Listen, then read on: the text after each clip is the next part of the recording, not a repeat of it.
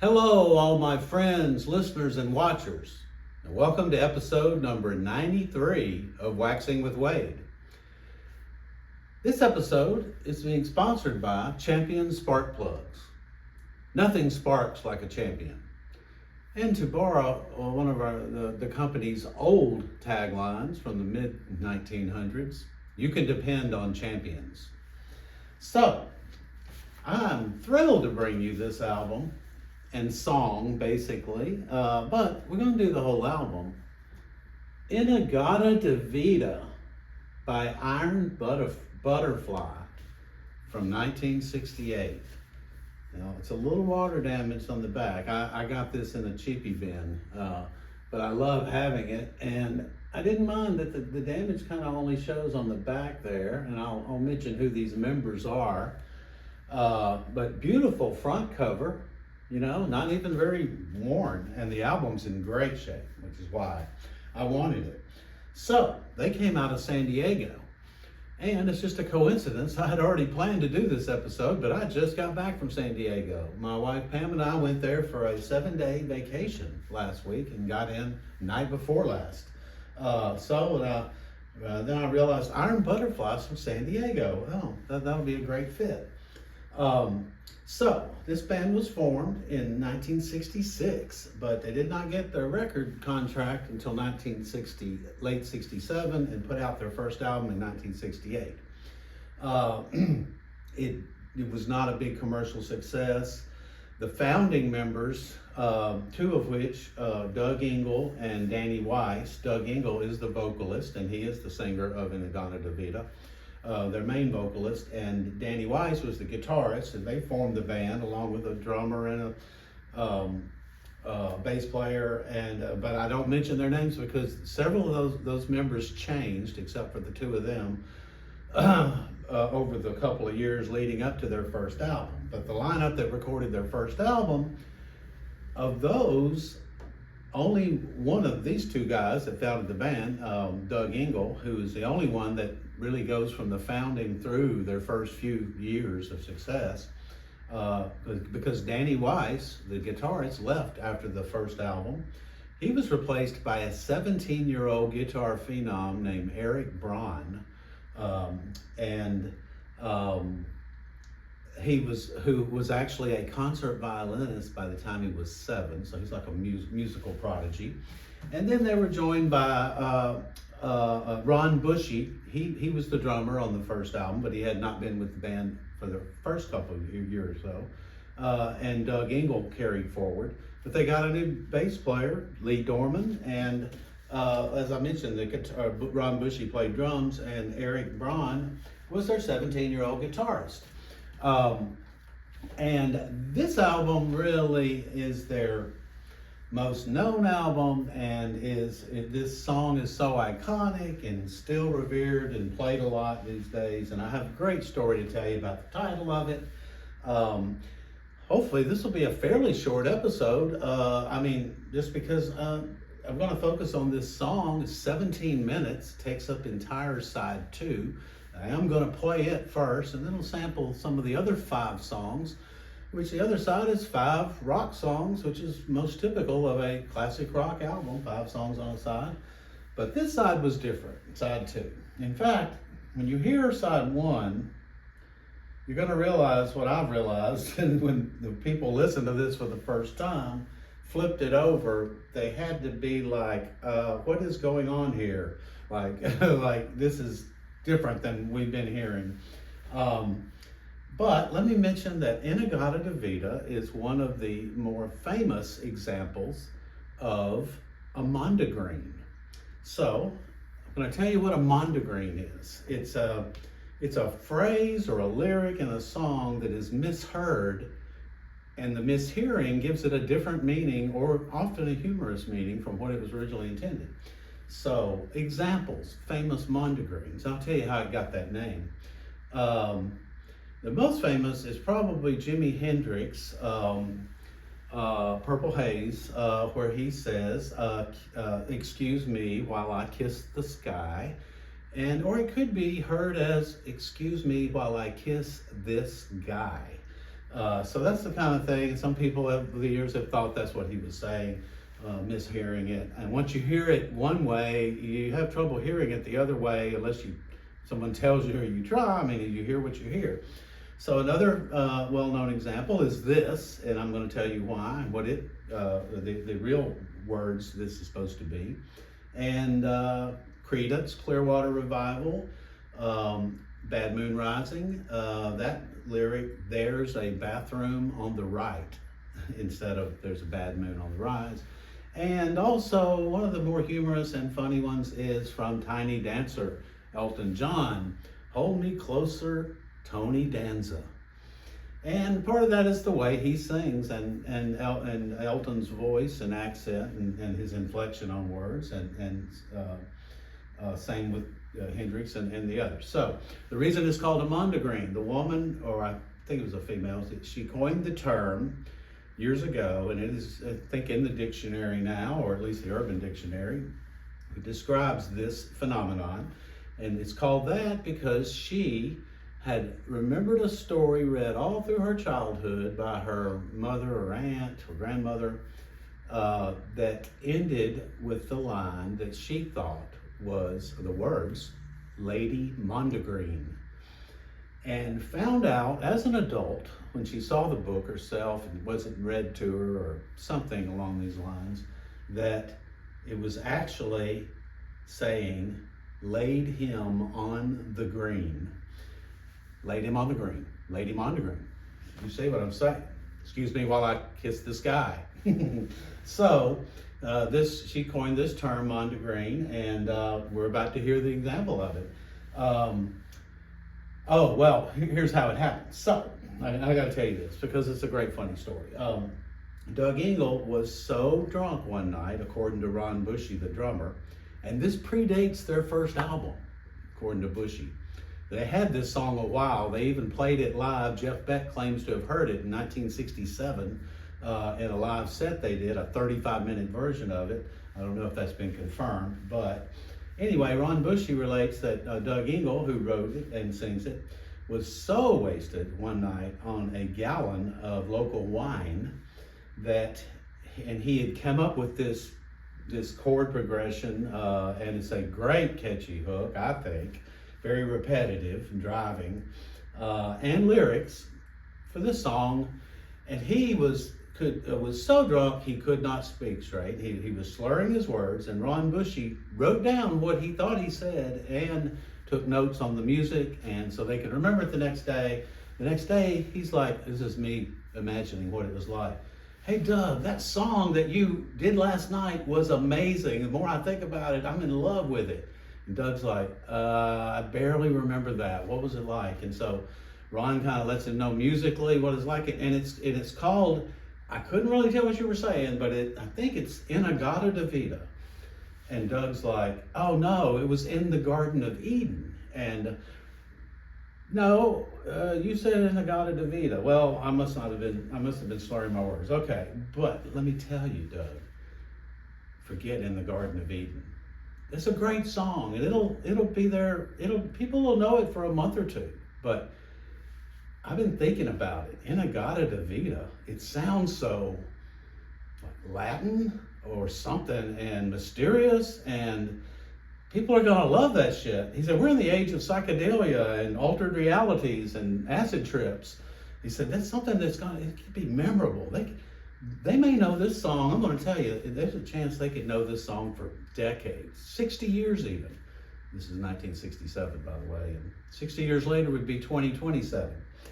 But Doug said, well, the lyrics are in the Garden of Eden. Well, all right, I'll tell you what. Doug gives in. He says, let's give it a shot. I mean, you may be right. I would love to be renowned for a song 60 years later. And here he is, renowned for it. All right, so gonna have the iconic little keyboard opening going into the driving guitars, and then we're gonna skip around a little bit. And they were, I didn't say, but they came out right in the time of Jefferson Airplane and the Doors, and they remind me of the Doors more than anyone else, I think, but they definitely were one of the forefathers of modern heavy rock, This song heavily influenced rock and heavy rock mixed with psychedelic rock and in that genre. It's just had a huge impact. So here we go. In-A-Gadda-Da-Vida, in the Garden of Eden.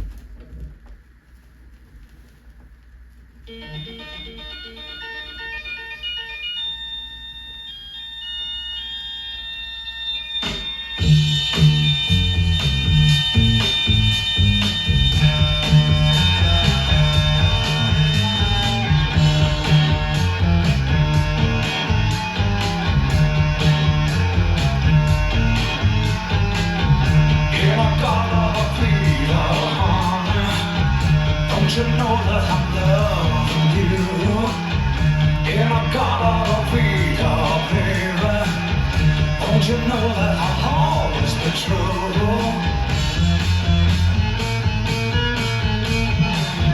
Oh, won't you come with me and take my hand? Oh, won't you come with me and walk this line?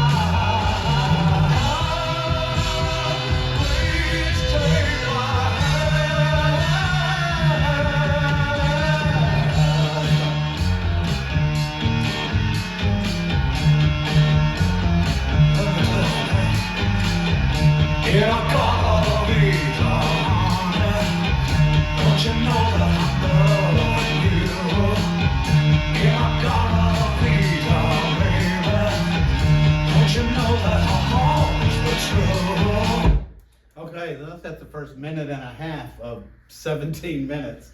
So what else is in here? Well, it breaks back down into that a verse every now and then and a chorus, but in between we got stuff like, let's see if I can find it. Guitar solos, very catchy at times and other times very exploratory.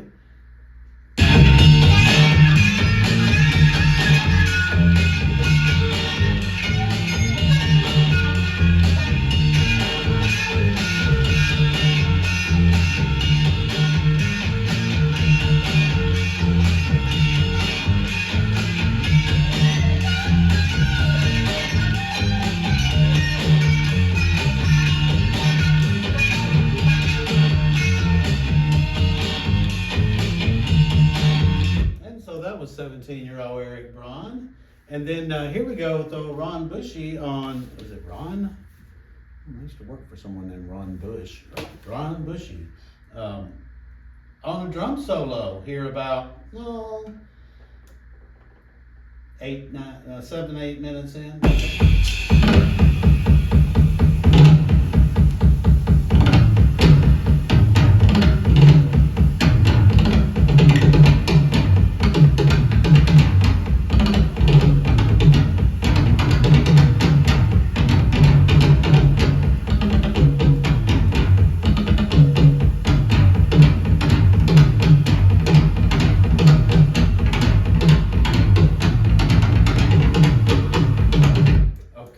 Now, here's something else unique here.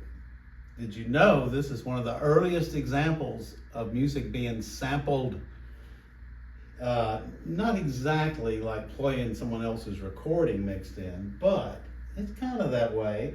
Here on a keyboard solo, if I can find it, you're about to hear Doug Ingle go into God Rest Ye Merry Gentlemen in little kind of parts for a bit.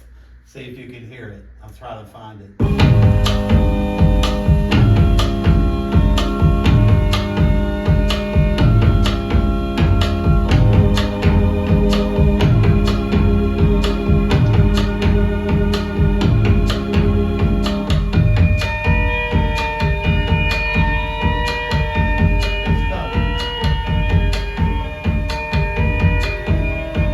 You can hear it coming.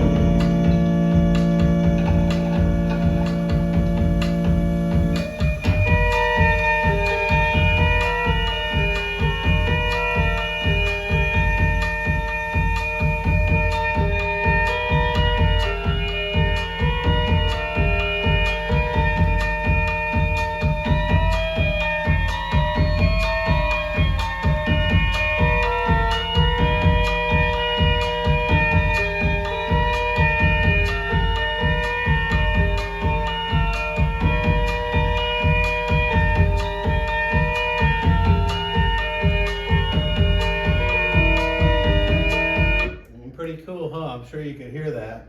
And you know, as many times as I've heard this song on the radio and other times, I've never noticed that before.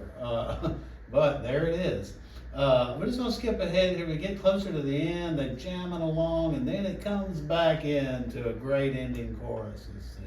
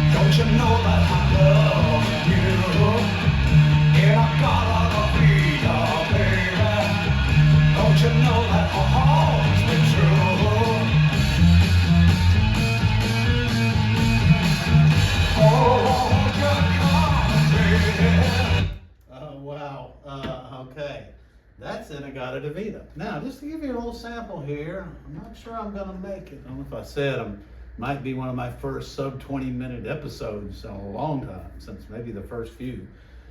At least going to be not much over that. First song is called Most Anything You Want, and I'm going to play a little of it, skip the next two, but this first one is indicative of most of the songs on this side. Not quite like what you just heard. A little more like the Doors, or, you know, a little more not as 17-minute songs-ish.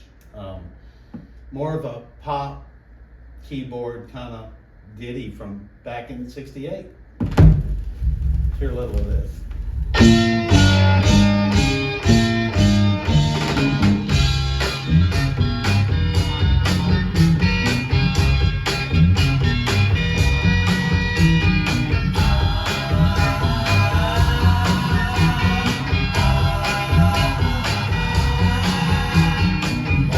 Everything that you want, girl, is alright by me. Oh, it's everything that you want, girl, is alright by me. Girl, 'cause I just wanna make you happy. That's all I'm trying to do. Yes, I just wanna make you happy and spend my lifetime with you. Man, actually, I like that song more every time I hear it. And second song, kind of similar type song, a little different. We'll hear a little of that.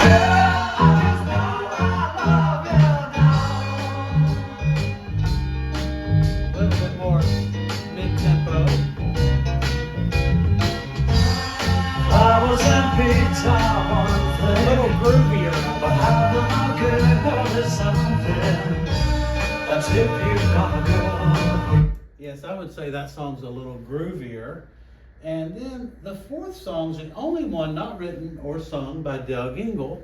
It's called Termination. It's the shortest song on the album, and I like it. I really do. I like it as well as that first one, probably, if not a little better. It's written by the drummer, the bass player, Lee Dorman, and the young guitarist, Eric Bryan.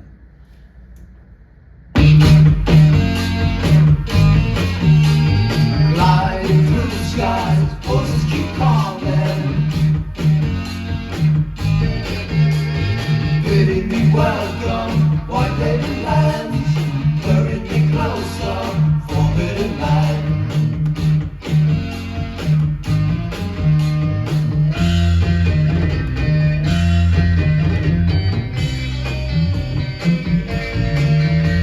And as I stand closer, those names take me on.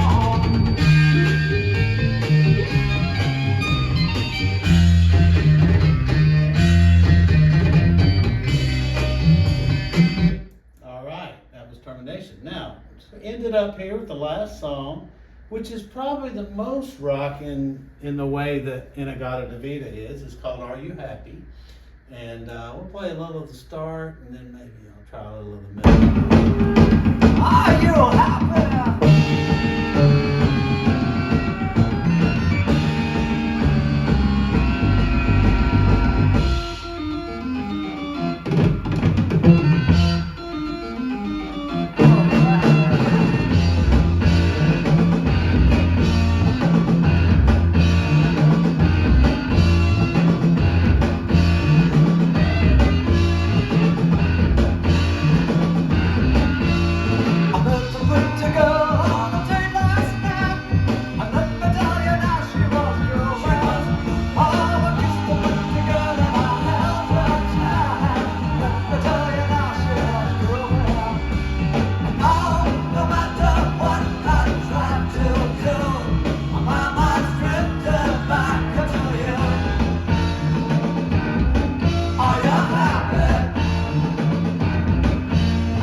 Let's see if it's got a jamming part in here, some guitar, I think. Yeah, I believe it does. I want to tell you I love you. Oh, God.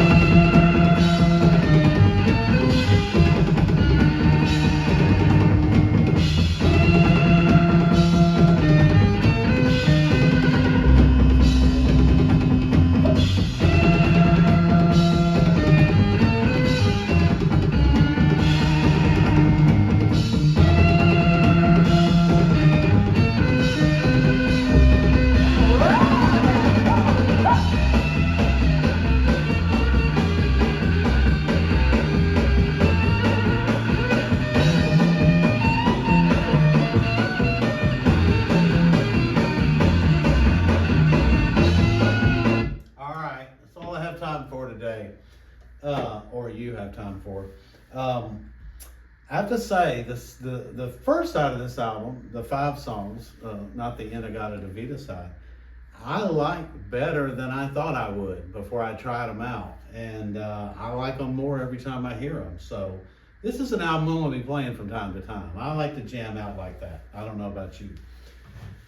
Well, thanks for tuning in, and come back. A couple, 3 weeks probably, I'll be posting another episode of Waxing with Wade.